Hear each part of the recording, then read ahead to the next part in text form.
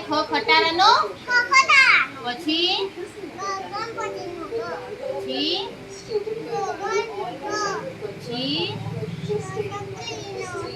પછી આ પછી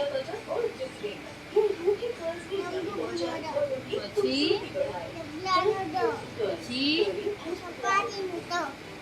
પછી થળિયાનું પછી પછી આને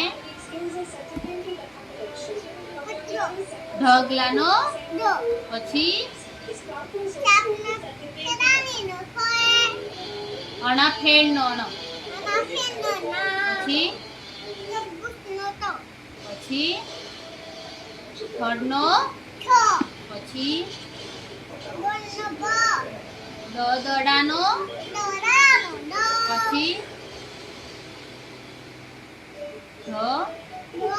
ધજાનો પછી અને શું કહેવાય